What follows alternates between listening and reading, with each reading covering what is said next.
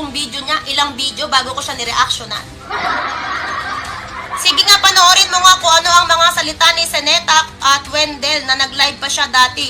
Suruin mo nga, anong pakialam ko dun sa live nila? Debate nila yun eh. Ang pinakakialaman ko po dito ay yung latest, okay, yung latest kung paano niya sinasagot ang mga kasapi namin sa Iglesia ni Cristo na sinisiraan niyang kulto. Na sinisiraan niyang naninira at magiging mapapahamak ang kaluluwa ng ating mga kapatid na Katoliko, pero kayo ang nangdadaya at naninira ng wala sa lugar. Yun, buwelta ng isang kaanib sa Iglesia ni Kristong Tatag ni Felix Manalo. Sinisiraan ko lang umano ang Iglesia ni Kristo.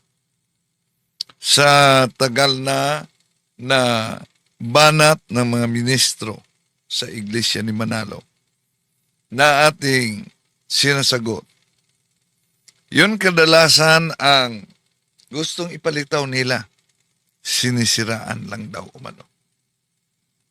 Kaya sa pagkakataong ito, ating sasagutin punto por punto itong banat sa isang kaanib na si Miss Jovena, kaanib ng Iglesia ni Kristong Tatag ni Felix Manalo, kaugnay sa kanyang reaksyon sa ating pagtalakay. Samahan ninyo ko. Kasi umalingan, pag palaging inulit-ulit ay magmukha talaga ang katotohanan para sa ating mga kapatid na kulang ang kaalaman. Ang pagkadaya ay maranasan sa iba't ibang paraan. Pero napakasakit pag madaya tayo sa pananampalataya. Dahil nanganib pati ang ating kaluluwa. Viva Cristo Rey! Pro Dio et Ecclesia! Kumusta? Welcome. Itong inyong lingkod, Brad Wendell, talibong muling makasama ninyo sa pagkakataong ito. At inaniyahan natin ating mga suking taga-subaybay na huwag kalimutang pindutin ang like sa ating live at huwag din kalimutang mag-subscribe at pindutin ang bell button para updated kayo, mag-comment at i-share ninyo. So, sa lahat nating mga taga-subaybay at gusto nating ipaabot dito, congratulations din kay Father Winston Cabading Order of Preachers sang exorcist kung saan nanaig ang katotohanan laban sa akusasyon. Kung maalala ninyo, sinampahan siya ng kaso at ako din ay nagiging kabahagi nito, no, ni retired Judge Hermieta, no? At ito'y nakaabot sa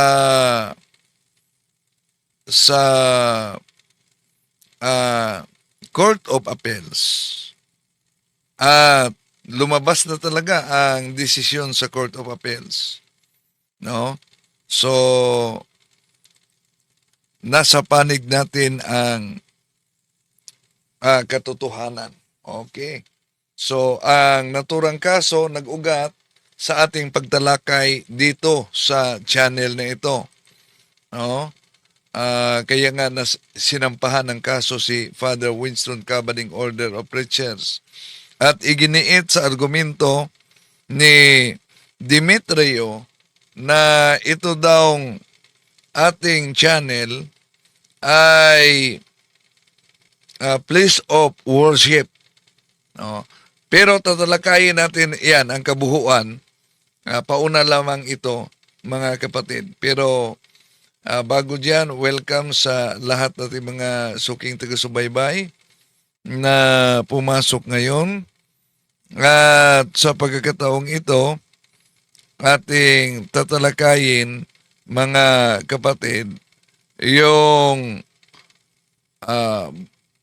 reaksyon ni Japina, no, banat ni Japina sa ating pagsagot ng itong pagpakalat ng kasinungalingan sa mga ngaral sa Iglesia ni Cristo.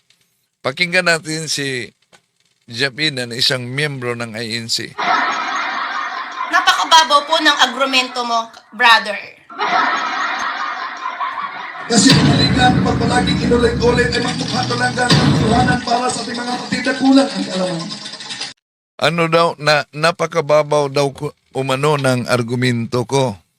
Pero, sa kanilang sinabing napakababaw ang argumento ko, napansin ninyo, yung tinig ng karunungan, sinubukan niyang i-rebut itong ating pagtalakay. Ang resulta, buong video niya sa kanyang channel kaugnay sa pagsagutan na natin sa doktrinang INC ay binura. Si Sinita na grabe mamimersonal, grabe talaga. Pero ngayon, wala na. No. Ngayon, ang mga The Revealers, grabe din ang pamimersonal. At sasagutin natin sila. Kung napakababaw ang argumento ko, bakit kayo apektado? Oh, okay, tuloy natin. Ang pagkadaya ay maranasan sa iba't ibang paraan. Pero napakasakit pag madaya tayo sa pananampalataya. Dahil nanganib pati ang ating kaluluwa. Viva Cristo Rey! Diba? Hinihiyaw mo po yan. Kasi nungalingan pag palaging paulit-ulit ay magmumukha talagang katotohanan para sa ating mga kapatid na kulang sa kaalaman. Ang pandaraya ay mararanasan sa iba't ibang paraan, pero napakasakit madaya sa pananampalataya dahil nanganganib ang ating kaluluwa. Di ba? Pero ikaw mismo ang nangdaya sa kanila. Oh, sa panong paraan na dinaya ko sila, na sinagot lang natin kung inilantad natin yung mga pandaraya ng mga kaanib mismo at mga ngaral ng INC. Kung maalala ninyo, di po ba, na pakita natin dito kung paano dinaya ni Sinita ang Bible. At hindi lang yan, baka nakalimutan nila na yung mga ngaral sa INC mismo, pinagputol-putol yung mga aklat Katoliko. E di ba yan isang uring pandaraya? Anong aklat yan? Isa-isahin natin, Una, yung footnote, sa Juan Kapitulo 1, versikulo 1, footnote yan. Juan 1:1 ay dinaya ng si Ramel Parba pa. Ito, pakita natin. Sa paliwanag ng Iglesia Katolika, ito sa ating mababasa, ganito sinasabi sa footnote. Berbo at ang anak ay tinawag niyang isang uri ng banaag ng kaisipan na nagmumula sa Ama. Sana napansin nyo na ang salita o yung logos ay kahayagan ng kaisipan. Nang ang salita o logos ay hindi pa ipinahayag o hindi pa lumalabas sa bibig ng Diyos, ito ay salita na nasa isip kayo. Yan. Ang ginamit nila ay ang footnote sa bagong tipan ng ating mananakop at Panginoong Hesukristo. Ito, kay Father Juan Trinidad, na ano daw, may pinutol siya dito mga kapatid. Ano ang pinutol ni Parba dito? Sa paliwanag ng Iglesia Katolika, ito sa ating mababasa, ganito sinasabi sa footnote. Berbo at ang anak ay tinawag niyang isang uri ng banaag ng kaisipan na nagmumula sa Ama. Sana napansin nyo na ang salita o yung logos ay kahayagan ng kaisipan. Nang ang salita o logos ay hindi pa ipinahayag o hindi pa lumalabas sa bibig ng Diyos, ito ay salita na nasa isip kayo. Iyon. Pero ano po ba ang nakasulat nitong footnote na pinag-chap-chap ni Parba at lalo na sa mga ministro para ipalitaw na mismo otoridad katoliko yung verbo salita, ibig sabihin umano ay nasa isip lamang siya ng Ama. Pero may pinutol sila. Ito ang bahagi, mga kapatid. Oh. Ito iniwasan niya. Nakita niyo ba yung binagisan? Ito, ginamit ni San Juan ang pananalitang verbo upang maipakilala niya ang walang hanggang pagka-Diyos ni Jesus. Saan ba yung binasa niya? Ito lang.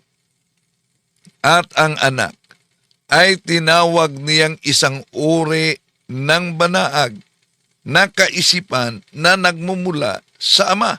Pagkatapos diyan, meron na siyang paliwanag na dahil banaag ng kaisipan, tinatawag na verbo, ibig sabihin nasa isip na siya ng Ama.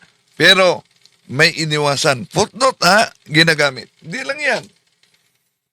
Meron pang aklat katoliko, ito, ang kabanal-banalang isang tatlo, ang Diyos ng mga Kristiyano sa pahina 32.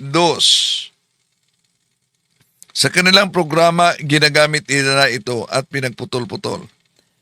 At sa isa pang aklat na pinamagatang ang kabanal-banalang isang tatlo, ang Diyos ng mga Kristiyano, sa pahina 32 ay ganito rin ang ating mababasa.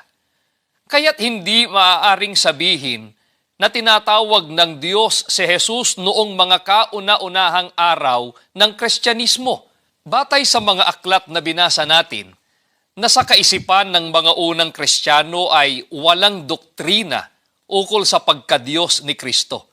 So, imagine, mga aklat katoliko, ginagamit nila, pinag-chap-chap nila, mga kapatid. Pero ang tanong, ano po ba ang nakasulat diyan?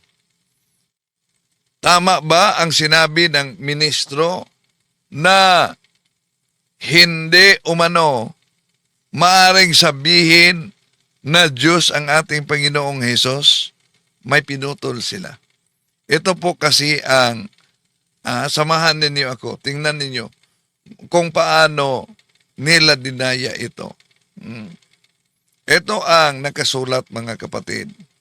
Halimbawa, nang makikita kay San Iranio, ito ay nagpapatuloy ng paggamit na nagsimula na sa bagong tipan. Maliwanag ang popular na pagpapahayag ng pananampalataya ay nilalaman ng pangungusap na si Jesus ang Panginoon. Sa pahayag na ito, ibinigay ng mga unang Kristiyanong kay Jesus ang titulong Kyrios na ayon sa binabanggit natin na siyang saling ginagamit ng Septuaginta para sa pangalan ng Diyos na Yahweh o Adonai. Nagkakaroon ng utay-utay na pag-uunlad sa pag-unawa sa pagiging Diyos ni Jesus at sa paggamit ng titulong Diyos sa Kanya. Saan ang binasa nila? Ito lang. Kaya hindi maaring sabihin na tinatawag ng Diyos si Jesus noong mga kauna-unahang araw ng Kristyanismo. At sa pagputol nila yan, gusto nilang ipalitaw na ayon sa aklat na ito, hindi daw Diyos ang ating Panginoong Hesus. Sinagot at inilantad lang natin, ang resulta, tayo daw ang nandaya. Tuloy natin. Di ba? Ginawa mo silang parang tanga at mga batang walang alam. Okay. Dito naman tayo sa pangalawa. Sa paanong paraan na ginawa kong tanga at mga batang walang alam kung ibinunyag lang natin ang mga pagputol-putol ng mga ministro sa mga aklat katoliko at kahit sa footnote sa Bibliang gamit ng mga ministro. Okay, tuloy natin. Sa pangalawang agrumento natin, agrumento sa kanya. Piki daw ang Okay, hindi pala ito yon. Okay. So, ngayon, nasa na ba yon? Okay? Ayaw mo po silang nadadaya, di ba? Nasa na ba yun? Naipasa ko ba yung video na yon? Dali lang po, ito. Sige, sige, So, sige. ang Iglesia ni Cristo, Okay, dito na tayo dito muna ulit tayo, ipapaalala natin sa kanya yung kanyang mga sinasabi. Dahil ang hangarin daw po ng nagpapakilalang debater ng ating mahal na mga kapatid sa Katolika, ay ayaw daw po na maloko kayo ng mga iglesia ni Cristo at umanib kayo dahil mapapahamak ang inyong kaluluwa. Pero, sa ginagawa niyang parang batang pakikipag-debate sa walang kakwenta-kwentang bagay, ay gusto niya sa kanya kayo maniwala. Walang namang sa inyo maniwala na ang inyong inaniban ay tatag lamang ni Felix Manalo. At hindi lang yan. At tutulan nyo ba ang mga ministro ninyo na ang sabi, Mali po ang pagkaunawa nitong si Talibong. At ang Iglesia Katolika bilang isang organisasyon o samahang pangrelihiyon, yan po ang organisasyon. Pagka sinusi pabalik, yan ang dating Iglesia ni Cristo. Yan ang dating Iglesia ni Cristo. Yan ang dating Iglesia ni Cristo. Hindi po totoo yan. Mali po ang pagkaunawa nitong si Talibong. Talaga pong ang Iglesia Katolika Apostolika Romana, talaga pong sa pasimula, yan ang Iglesia ni Cristo. o si, nagkawindang-windang na dito ang mga ngaral ninyo, di ba? No? Mali daw ako nang inireflect ko ang pahayag ni Mr. Michael Sandoval. Pero inulit naman ni Sinita na talagang ang Iglesia Katolika ay siyang unang Iglesia ni Cristo. Tuloy natin si Japina. Di ba? Yung ginawa niya tayo, okay kayo, na parang bata, na sa pagkakamali sa isang letra, ay gagawin niyang napakalaking issue. Di ba? Pero, Yun. Nag-react siya sa kaugnay sa issue na Iglesia ni Cristo. Malaking issue daw umano yon na nagkamali lang. Napakalaki talaga. Bakit? Dahil nag-react siya sa isang pumasok sa Zoom namin na sinabi kasi ng kaanib ng INC, mga kapatid, na hindi totoo na may pasugo sila na ang nakasulat ay Iglesia ni Cristo. Hindi daw yan totoo. Iglesia ni Cristo. No. Ngayon, si Japina naman, sabi niya, nagkamali lang ang pagsulat. Okay. So ngayon, nagsusuwagan. Ibig sabihin, kung dahil sabi nila, napakababaw ang argumento ko, kung talagang malalim sila mag-isip, di ba napansin nila na nagsusuwagan sila mismo? Yung una na pumasok na iinsi, hindi totoo na may nakasulat sa pasugo na Iglesia ni Cristo. Pagkatapos itong si Miss Japina, binuking ang kasama niyang INC dahil sabi niya, nagkamali lang ang pagkasulat sa letra. Instead of Iglesia ni Cristo, di ba ang layo, letter T, pagkatapos naging V, Iglesia ni Cristo. Oh. So, bakit hindi yan magiging issue? Pinasinungalingan ng kasama mo na hindi totoo at piki ang ginamit ko na pasugo, pagkatapos ikaw mismo pinatunayan mo na may nakasulat mali lang. Okay, tuloy natin. Itong issue na sinasabi ng ating mga mahal na kapatid sa Iglesia Katolika, okay, na kahapon ko lang nalaman at sinasabi mo po na pinagbabawal palang mahigpit sa Iglesia Katolika ang mga pamanhiin o prestigious beliefs. Ano daw? Prestigious beliefs? Pamanhiin, prestigious beliefs daw yan. Superstitious beliefs yan. Hindi prestigious. Bakit hindi mo sila mapasunod? Pakinggan po natin. Talaga naniniwala na si Kristo ay tunay na Diyos. Pakinggan natin mabuti. So, ang Iglesia ni Kristo, di talaga naniniwala na si Kristo ay tunay na Diyos na nagkatawang tao. Halimbawa, bansang tabi. Okay, ang Iglesia daw po ni Kristo ay hindi talaga naniniwala ng ating Panginoong Jesus ay hindi Diyos at anak ng Diyos. Yun ang ibig po niyang sabihin, ano? Wala yung magwalis ng gabi, bawal. Hindi yan. Apostolic tradition, Okay, asa na ba? kundi tinatawag yan superstitious belief. Una, bago lang niya narinig yung pahayag ko, pero dinagdagan niya. Sinabi ko daw na ang Panginoong Hesukristo ay hindi anak ng Diyos. Balikan natin. Nang kahapon ko lang nalaman at sinasabi mo po na pinagbabawal palang mahigpit sa Iglesia Katolika ang mga pamanhiin o prestigious beliefs, bakit hindi mo sila mapasunod? Pakinggan po natin. Talaga, So, bago lang niya nalaman daw umano na yung prestigious beliefs. Saan galing siya ng prestigious? Bawal para yon. Bakit hindi mapasunod? Ang dami namang sumunod. Meron lang hindi alam. Tulad mo mismo. Di mo alam kahit nga ang pamanhiin kung ano talaga ang English sa pamanhiin. Hindi prestigious. Superstitious. Superstition. Superstition yan.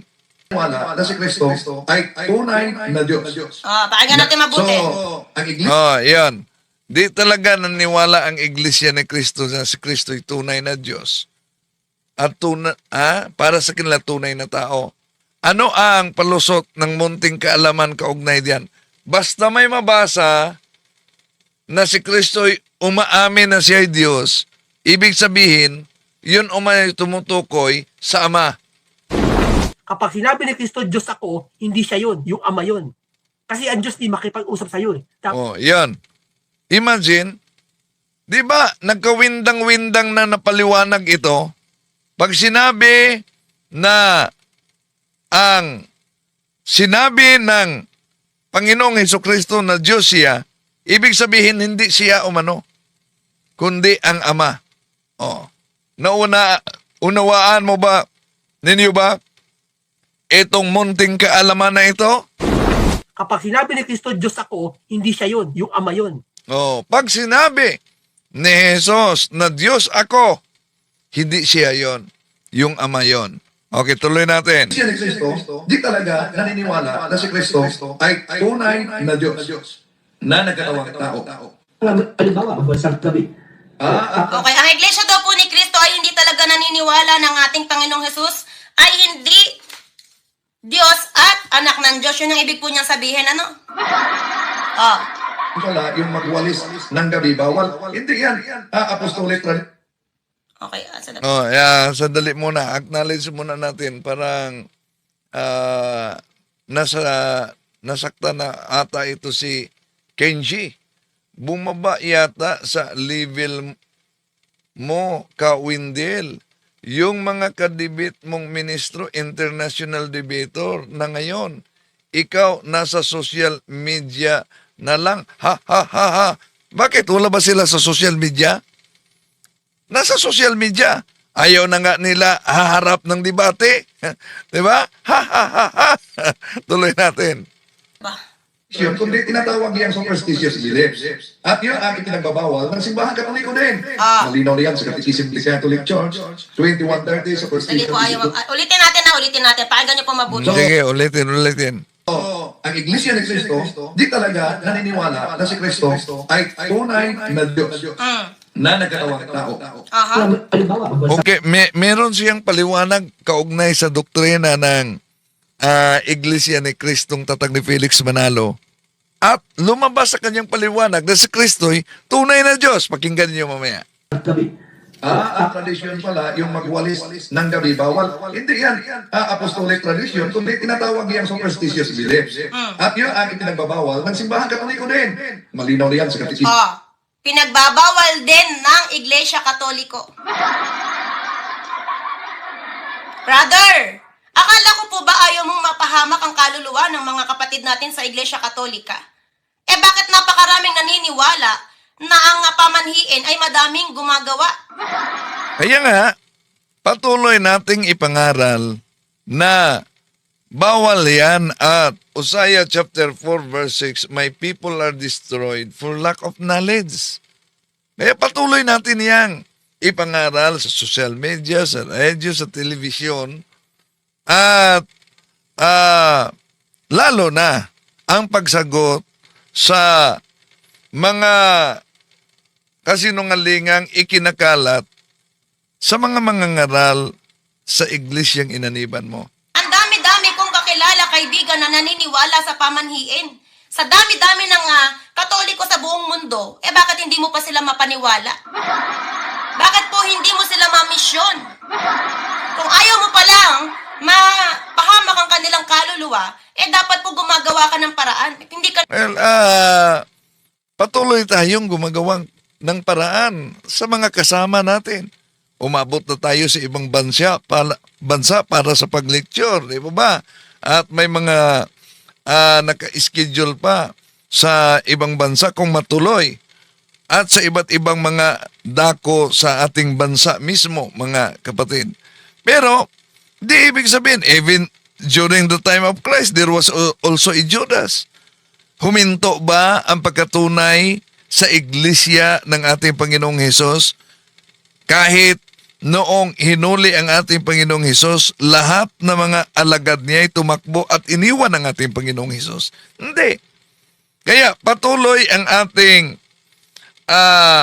pangaral kaugnay sa di lang sa mga lumitaw na piking iglesia tulad sa inaniban niya, kundi kaugnay din sa mga superstitious beliefs. Hindi yun po prestigious, ha? nakikipagdebate sa napakawalang kwentang bagay. O kung di kayo makipagdebate sa walang kwintang bagay, ba't apektado kayo sa aming pagtalakay at pagsagot sa mga kamalian na turo ng mga ministro ninyo? Diba? Kahapon ko lang po talaga nalaman na ang mga mahal po na pala nating mga kapatid sa Katoliko ay may paniniwalang bawal na itinuturo mismo sa turo ng Katoliko. Oh. Di mo ba alam na may tinalakay na ako dito, nakaanib mismo ninyo sa INC, di ba bawal ang pagkain ng dugo? Pero tingnan niyo, yung video na isang INC kumain ng dugo. Oh. Di ba? Bawal yan ang pagkain ng dugo. So ganon din ang superstition. Superstitious belief. Kahit ipinagbabawal sa simbahan Katoliko sa Catechism Catholic Church 21:16, 21:17.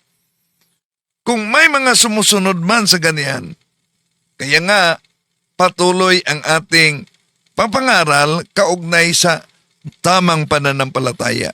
Fides quaerens intellectum. Siya po nagsabi niya na, pakinggan niyo po.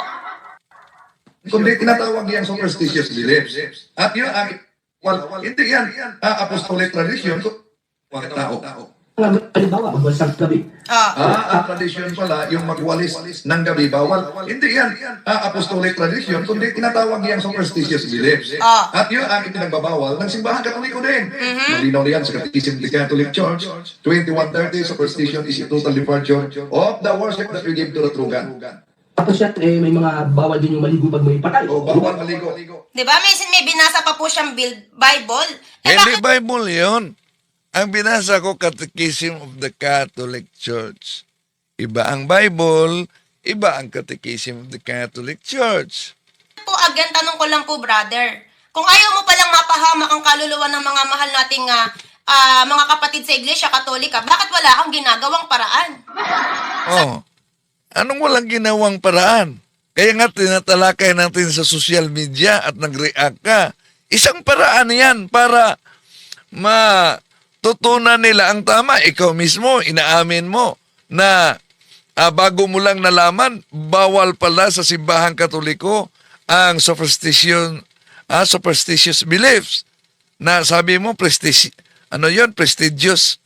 ba yun? Okay, tuloy natin. Samantalang sa kabila ng alam mo na napakaraming naniniwala sa sinasabi mong prestigious belief, Oh, prestigious beliefs. Maraming naniniwala daw sa prestigious beliefs. ay yayaan ay culticism ba yun? O Occultism na naman. Occultism po. Sige, patuloy lang, patuloy. Kaya mo yan, kaya mo yan. Okay, tuloy natin. parang, ano yun? Dali guys. Oh, ano yon? Andito nakasulat yun eh. Prestigious belief po. Prestigious. Sinulat pa niya. Mali pa rin. Oh, sinulat pa niya na mali pa rin. Prestigious beliefs daw. Ang English niyan. Occultism. Yan ang tama. Occultism. Oh, pero mali yung prestigious beliefs. Okay? Ang tawag mo dito sa pamanhiin ay prestigious belief. Oh, sinulat niya talaga. Ang tawag sa pamaniin, prestigious beliefs. Oh, sinulat niya. Basta prestigious beliefs. Sige nga, tingnan mo sa dictionary, ano yung prestigious beliefs? Tingnan mo yan sa dictionary. Ano po ba ang definition ng prestigious beliefs? Okay, tuloy natin. O occultism. So, tinatawag mo po ang kapwa mo na kulto ang INC o Iglesia ni Cristo, pero ang ginagawa ng kapwa mo sa mga Una, si Sinita ang nagsabi na ang simbahang Katoliko ay kulto. Kung nanood kang mabuti at pinakinggan mo, yung munting kaalaman nagsabi na hindi naman umano, anong sabi ng munting kaalaman na isang iglesia ni Cristo? Sabi niya, hindi masama ang pagiging kulto. Diyan ako nag-react sa kaniyang pahayag na hindi masama ang pagiging kulto. Diba? Kung napakinggan mo, sabi ni munting kaalaman na isang INC, hindi naman pala masama yung pagiging kulto. Bakit? Nagsusuwagan. Si Sinita, ang sabi ni Sinita, Linuloko lang po kayo. Alam po ninyo, ganyan po ang kulto. Sobrang paniniwala sa isang tao na kahit na hindi totoo, pinaniniwalaan. At nagpapakilalang evangelist. At si Kristo talaga ang pinangangaral niya. At ang ginagawa niya doon sa mga napapaniwala niya, linuloko niya, hinihingian din ng abuloy. At yung mga ari-arian, katulad na alam mo, may sariling lupa, yung miyembro niya, ilinilipat sa pangalan niya. yan, si Sinita nagpahayag diyan. At sabi ni Sinita, ang tunay na kulto daw ay ang Katoliko. Sige, reply ninyo. Nagsabi ba ako na kulto kayo? Ang reaksyon ko lang, nakabatay sa pahayag ni munting kaalaman na hindi masama ang pagiging kulto.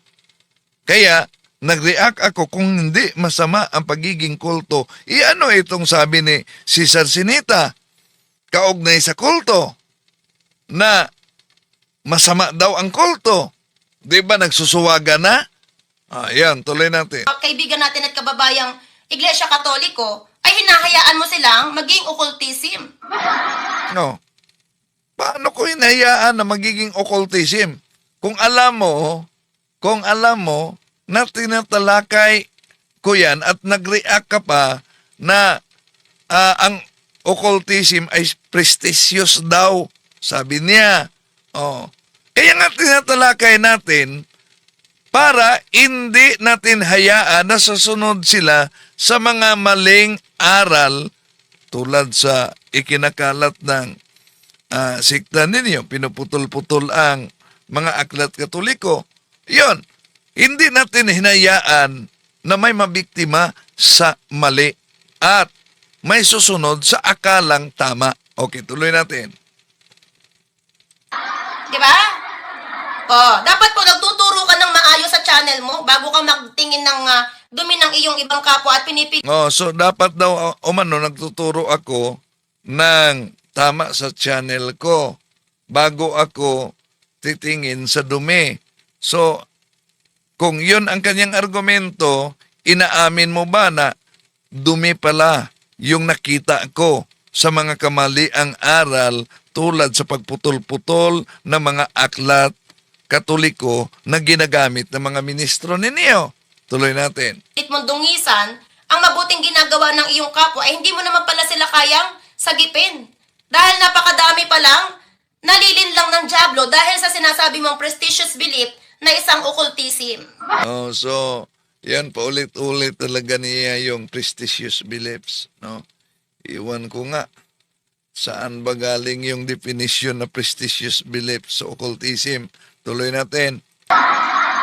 Okay? Pag may patay, pamanhiin yan. No? Talagang bawal talaga sa simbahan Katoliko na maniniwala sa ganyan pamanhiin. Dahil occultism yan. Occultism? Bawal magkapit na po ko paggabi. Paminakasan mo po sa itim. Huwag ka tutuloy. Again, bawal daw po sa mga mahal nating mga kaibigang Katoliko na maniwala sa pamanhiin dahil Okay. Sabi ni Muwe Atal, yung mga leader ninyong Katoliko dito sa Pilipinas, wala man silang ginagawa para matulungan mga member ninyo. Yun mali. Sa kasalukuyan, ang bawat dioceses, ang bawat parokya, meron kaming pabahay sa mga mahihirap. May mga social action kami. Pero di kami tulad sa mga siktang tatag lamang ng tao na pag may ginagawa ay may nakasunod na video. Diba? Okay, tuloy natin. yan ay prestigious belief na Maliban dyan,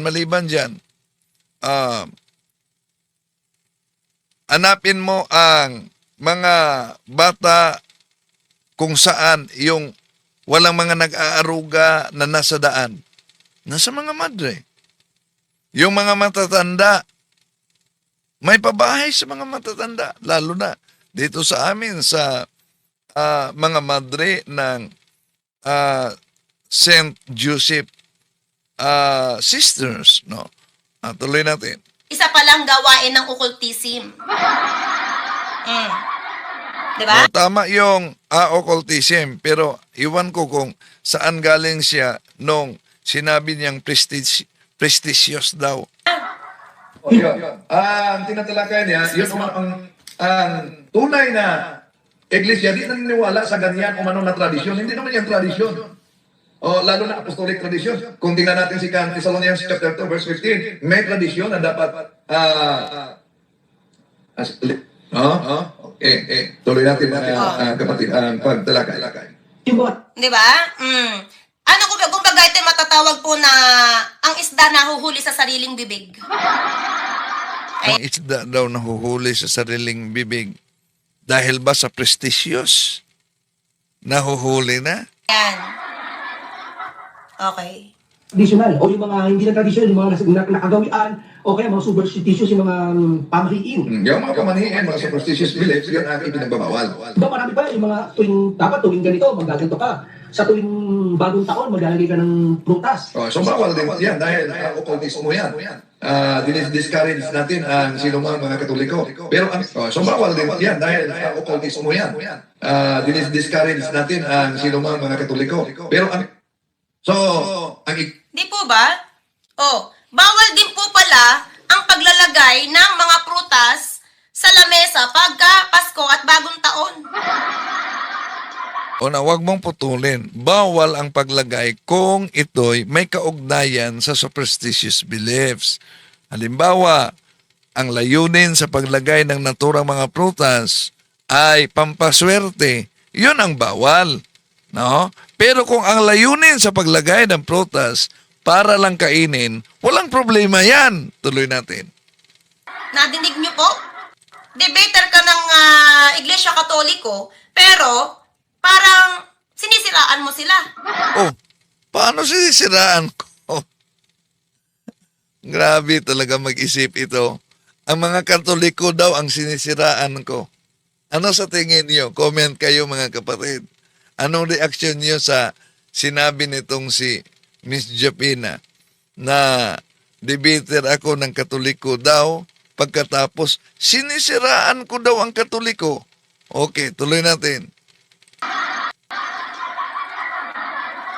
Nakikita mo po ang dumi ng iba, pero ang dumi ng sinasabi mong kasama ka sa Iglesia Katoliko, ay hinahayaan mo silang maging madumi. Disclaimer po sa mga kaibigan. So, paano ko hinahayaan na magiging madumi sila? Kung tinatalakay at ipaalala ko ang tama na dapat sundin. Ha? Ganun ba talaga mag-isip ang kaanib sa iglesia ni Criston Tatag ni Felix Manalo? Natin mga mahal na manunood at supporters na mga Iglesia Katoliko, dito lang po ako sa topic ko Wala po akong against sa inyo dahil ginagalang ko po ang paniniwala ng bawat isa. Pero wala kasi siya sa lugar bumanat. Wala daw ako sa lugar bumanat. Ibig sabihin, nasa tamang lugar siya na bumanat kahit maling-mali na sa prestigious beliefs pa. Ha? Okay, tuloy natin. Siya ni Kristo, di talaga naniniwala na si Kristo ay tunay na Diyos na nagkatawang tao. Halimbawa, magbasang Diba? Nadinig nyo po, dinidiscourage po talaga namin ang Iglesia Katoliko na huwag maniwala sa prestigious belief. So, yan na naman, prestigious beliefs na naman. Kaya, bago ka mag-live, sisigurihin mo muna kung tama ba ang term na ginagamit mo. Diniscourage nyo po pala. Ba't di sila na-discourage? So, di mo na pakinggan siguro yung mga nagiging nagtestimony. Yung nagtestimony na dami ng mga na-convert, hindi lang sa ibang sikta sa Iglesia ni Cristo, kahit na sa loob ng simbahan, dahil discover na nila na bawal pala yung mga pamanhiin at superstition, nahawa tuloy ako sa prestigious niya. Tuloy natin.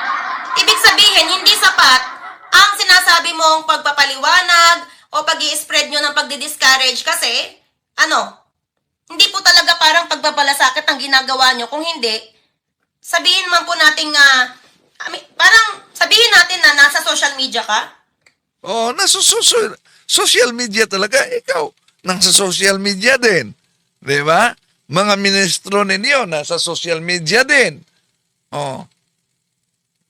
So, anong masama diyan?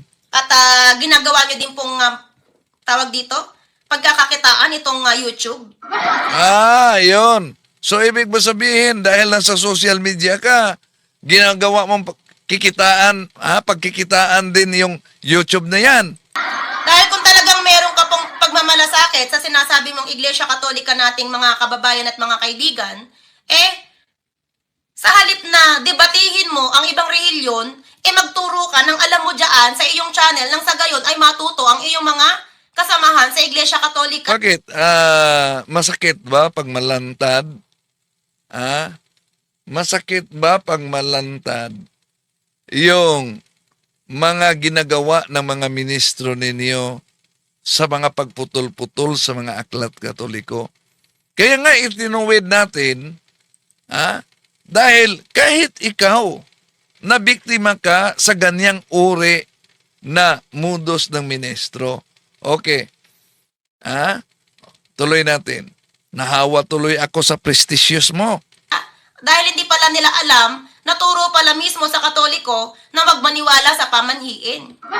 Pati paglalagay ng prutas sa lamesa ay dinidiscourage nyo pala dahil yan ay occultism.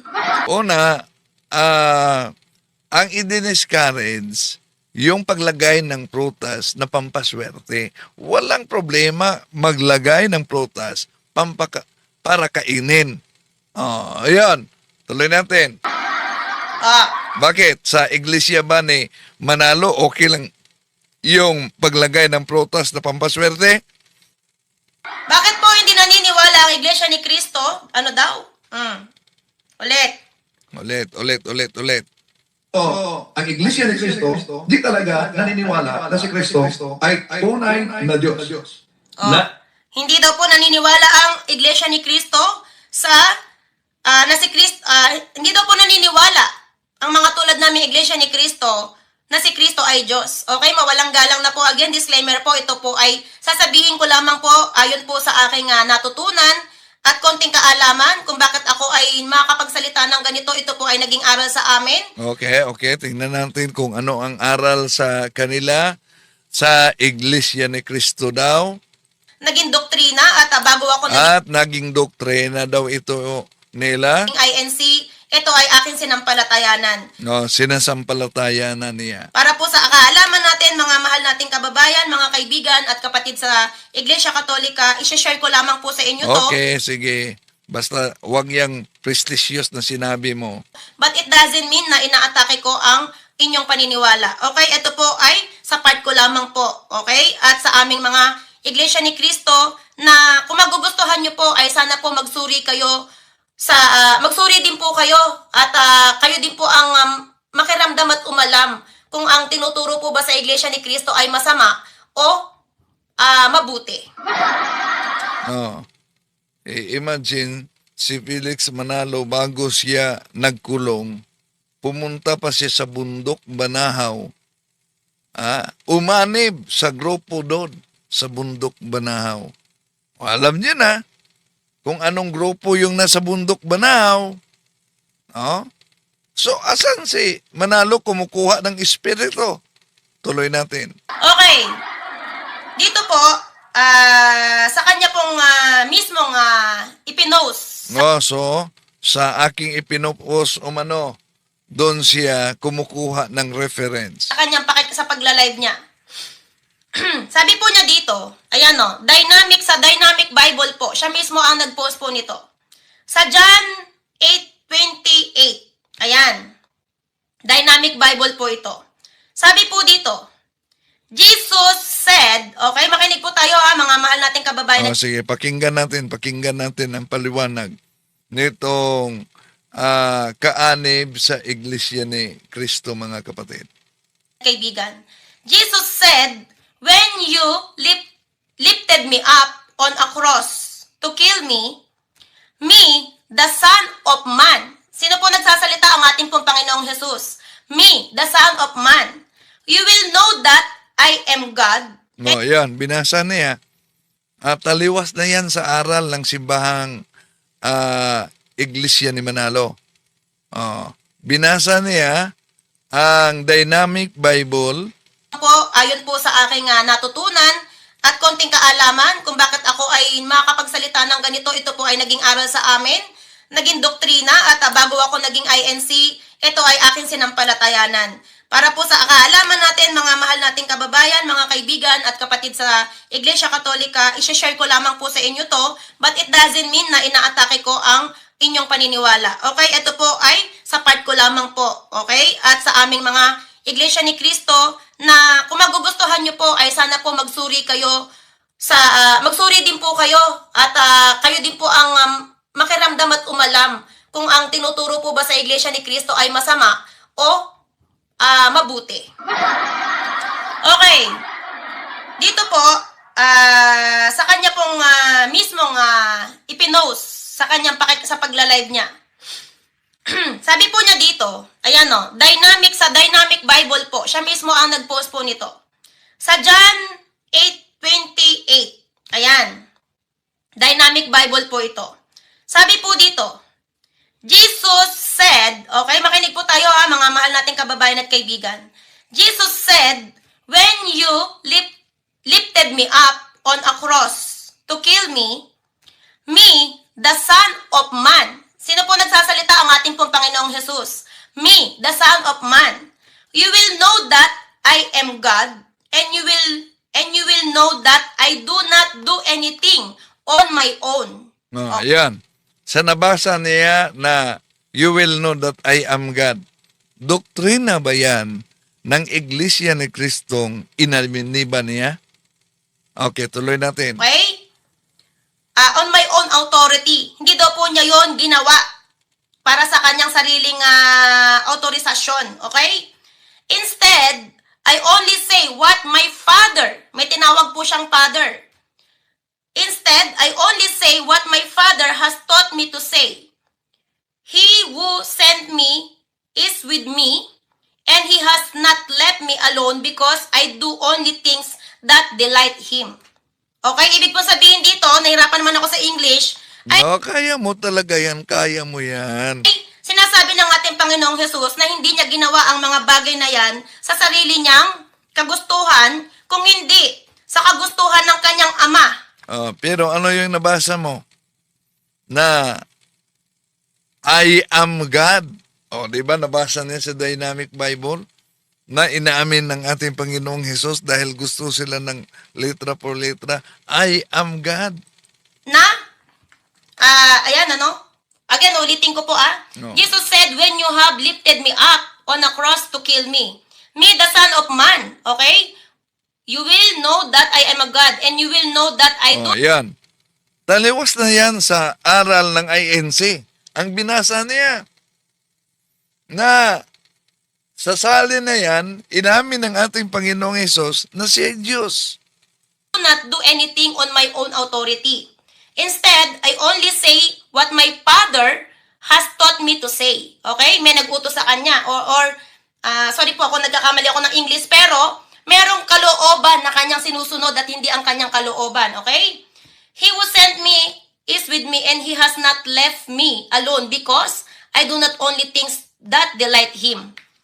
Kaya po ang Iglesia ni Cristo ay naniniwalang ang ating Panginoon Diyos po ay hindi, okay, ang tulad po ng paniniwala ng ating mga kaibigan sa inyo po, mga mahal nating kababayan at mga kaibigan, okay, again, inirespeto ko po ang inyong paniniwala, pero sabi ko nga po, iba't iba po tayo ng paniniwala.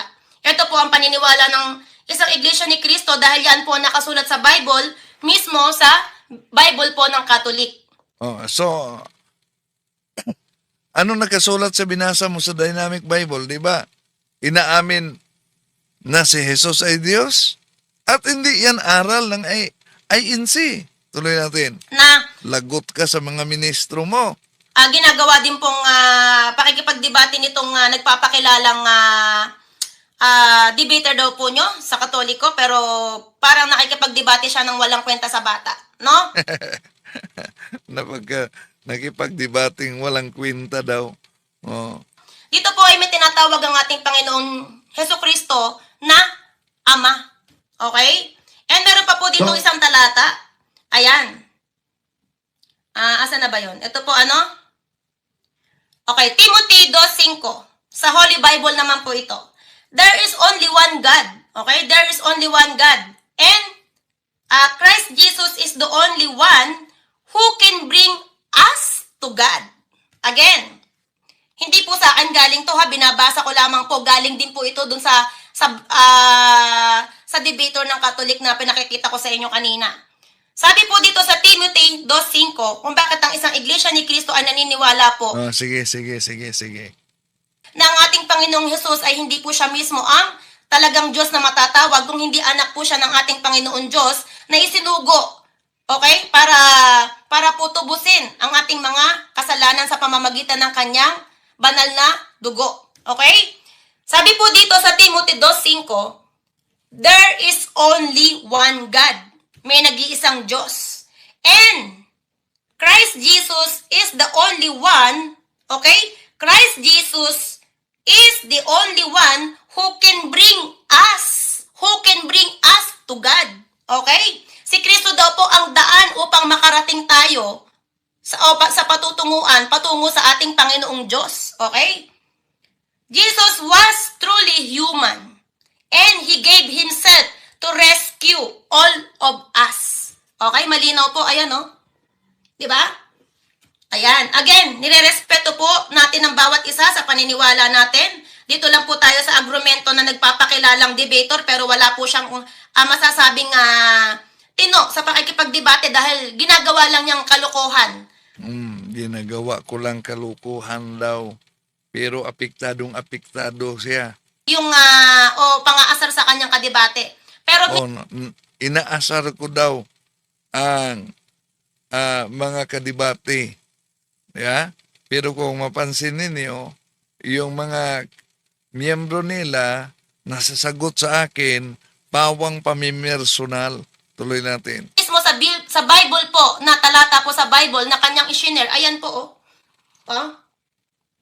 Bakit ang isang iglesia ni Kristo hindi naniniwala ang ating Panginoong Heso Kristo ang Diyos? Dahil nakasulat nga po dito, Jesus is the only one who can bring us to God. Kahit po sabihin natin hindi ako INC, ano man po ang inyong religious, di po ba? Critical thinking. Sinasabi dito, Jesus is the only one who can bring us to God.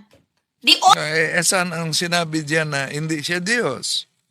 May karugtong yan na talata. Tingnan natin pag mabasa niya. Only one who can bring us to God.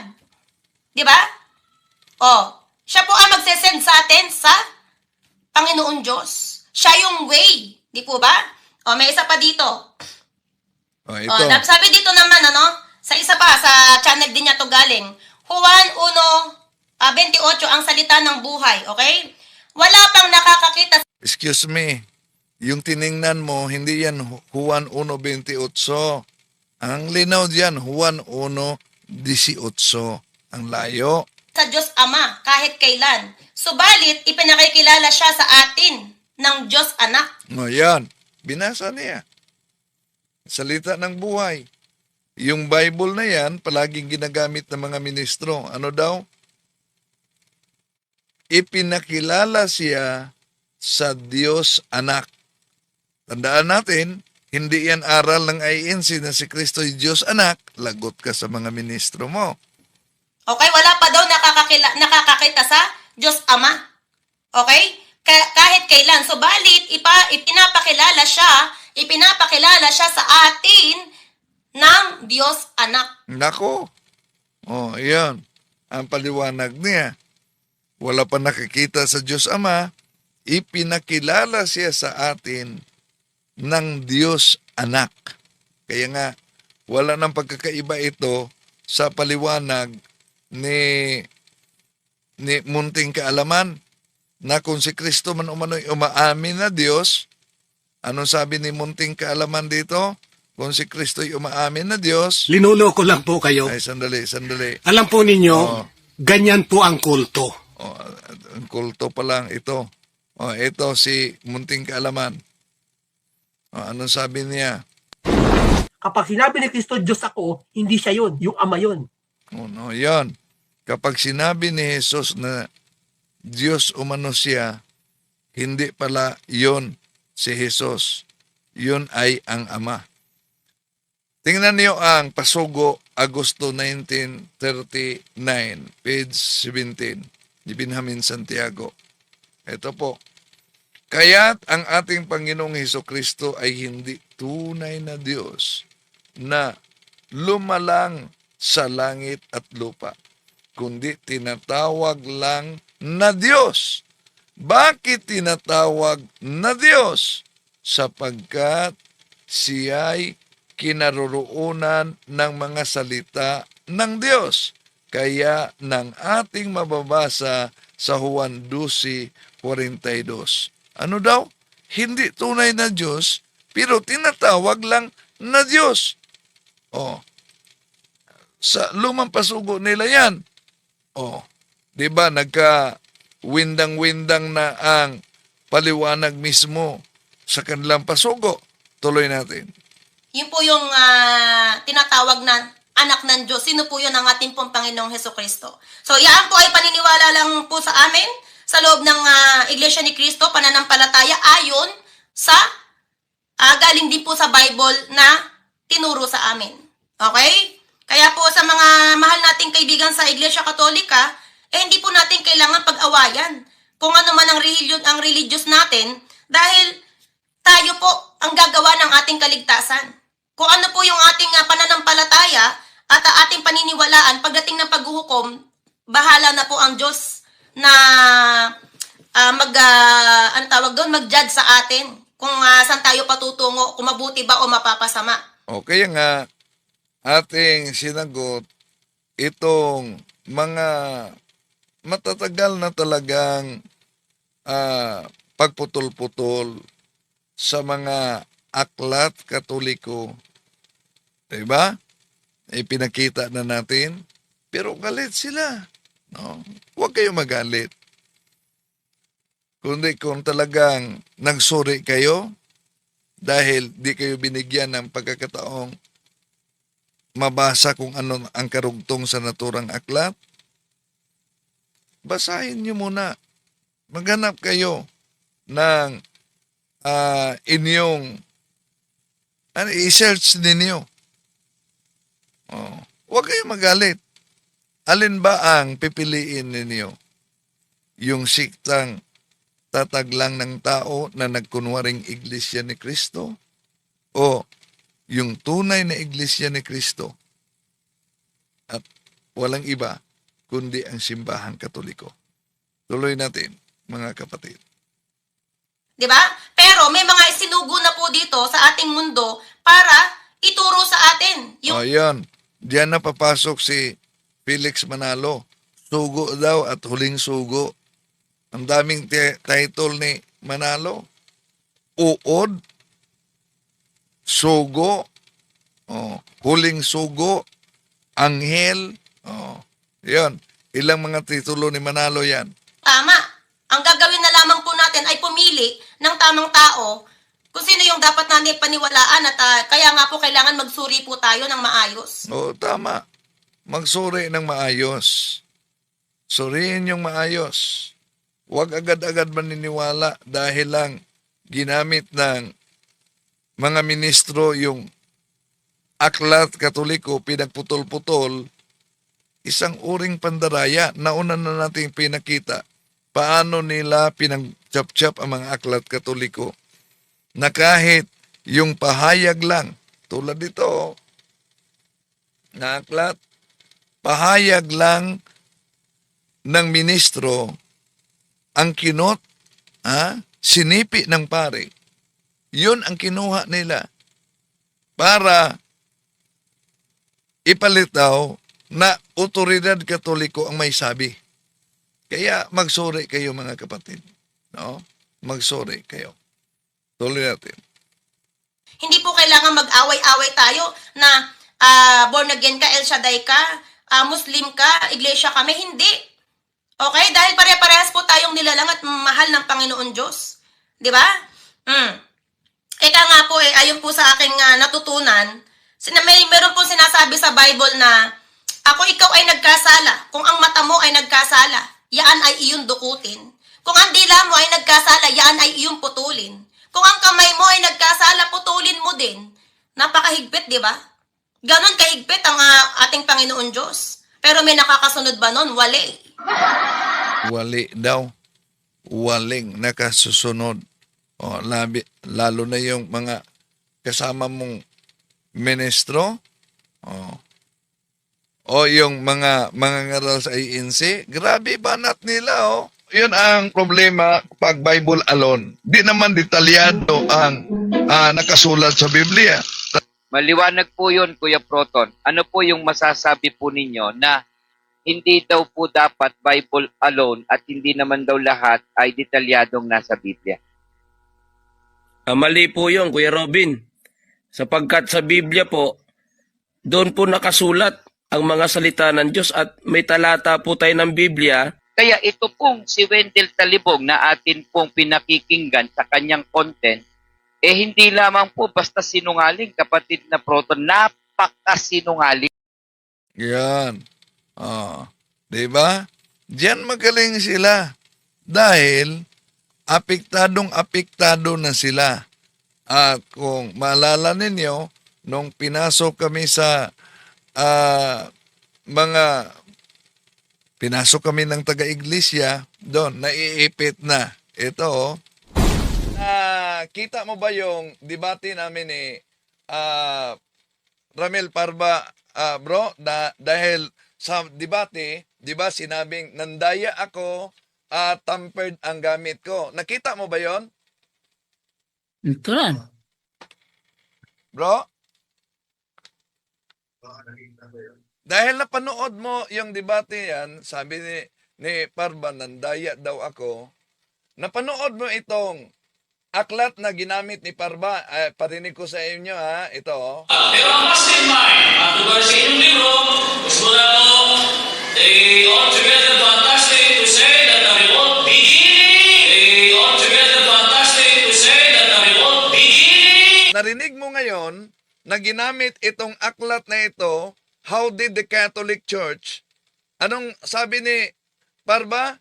They altogether fantastic to say that the remote beginning. Narinig mo ang sinabi ni Parba, the altogether fantastic to say that the remote beginnings. Bakit sinabi ni Parba, the altogether fantastic to say na ang nakasulat, na ang nakasulat, Hard copy po. Yung pakita niyo Anong po. hard copy? Maliit lang yan, hard copy. dalawa ito, oh. Ito, Ayan oh. hard copy. Ito pa. Oh, dalawa to. Oh. Ah. So, ito pakita ko. It is not altogether fantastic to say that the remote beginning of the Catholic Church go back to the terrible day when Lucifer flung against the heaven skies his banners of revolt. Ang The tanong page dito ko- ba dyan, do? Bakit Ayun na nga. pagbasa ni Parba, nawala na ang nat? They altogether fantastic to say that Bakit naputol yung nut? Pakisagot bro, bakit doon naputol yung nut? Nawala yung nut pagbasa? Yung nasa video po yon.